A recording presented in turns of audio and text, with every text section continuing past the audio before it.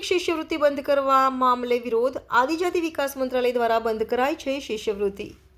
વિદ્યાર્થી સંગઠન એબીવીપીની આગેવાનીમાં 100થી વધુ વિદ્યાર્થીઓનો વિરોધ. પરિપત્રની હોળી કરી સ્ટેટ હાઈવે જામ કર્યો. મોડાસા શામળાજી હાઈવે પર બેસી છે ચક્કાજામ કરાયો. પોલીસે વિદ્યાર્થીઓને સમજાવીને હાઈવે ખુલ્લો કરાવ્યો. જિલ્લા કલેક્ટરને આવેદનપત્ર આપી કરી રજૂઆત. Reporter Alkaben Pandya, DT news live 24. હું ધ્રુવ પંચાલ, અખિલ ભારતીય વિદ્યાર્થી પરિષદ અરવલ્લી જિલ્લા સંયોજકની મારી જવાબદારી. મિત્રો, વિદ્યાર્થી પરિષદની બે સ્પષ્ટ માંગો છે. ગુજરાત સરકારના આદિજાતિ વિકાસ મંત્રાલય દ્વારા જ્યારે 28/10/2024ના રોજ જાહેર કરાયેલા પરિપત્ર અનુસાર જે મેનેજમેન્ટ કોટાના હેઠળ જનજાતિ વિદ્યાર્થી માટે જે શિષ્યવૃત્તિ બંધ કરવાનો નિર્ણય લેવાયો છે એ તદ્દન ખોટો છે, જેની વિદ્યાર્થી પરિષદ સખતથી સખત વિરોધ દર્શાવે છે. ચાલુ શૈક્ષણિક વર્ષે એટલે કે 2024-2025ની પ્રવેશ પ્રક્રિયા દરમિયાન જે તે એન્જિનિયરિંગ હોય કે નર્સિંગ જેવી કોલેજની અંદર સ્કોલરશિપ સહાયથી એડમિશન લીધા બાદ આ ઠરાવ કરવામાં આવેલ હોવાથી ખૂબ મોટી સંખ્યામાં જનજાતિ વિદ્યાર્થીઓ અસમંજસની અંદર મુકાયા છે તથા રોષની લાગણી પણ અનુભવી રહ્યા છે. સંસ્થાઓ દ્વારા હવે સ્કોલરશિપ બંધ થઈ જતા આ જે ફી ઉઘરાવતા કેટલાક જનજાતિ વિદ્યાર્થીઓ ભણતર છોડી રહ્યા હોય તેવું લાગી રહ્યું છે ક્યાંક ને ક્યાંક. અખિલ ભારતીય વિદ્યાર્થી પરિષદ દ્વારા અગાઉ પણ આદિજાતિ વિભાગના આ નિર્ણય સામે ખૂબ જ રોષ વ્યક્ત કર્યો હતો ને જે તે જિલ્લાના દરેક જિલ્લાની અંદર જિલ્લા કલેક્ટરશ્રીના માધ્યમથી આપણે આવેદનપત્રો પણ આપ્યા હતા.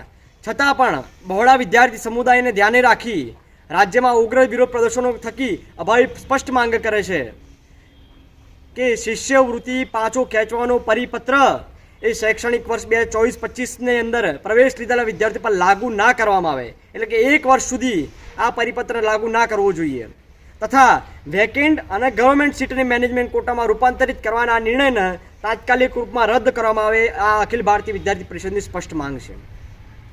જ્યારે બીજા વિષયની વાત કરું તો બીજા વિષયની અંદર પણ વિદ્યાર્થી પરિષદ એની અંદર સ્પષ્ટ છે કે રાજ્યની 28 ગ્રાન્ટેડ લો કોલેજનો પ્રશ્ન પાછલા ઘણા વર્ષોથી પડતર છે. ચાલુ શૈક્ષણિક વર્ષે પણ લો કોલેજની અંદર પ્રવેશ પ્રક્રિયા શરૂ થયેલ નથી.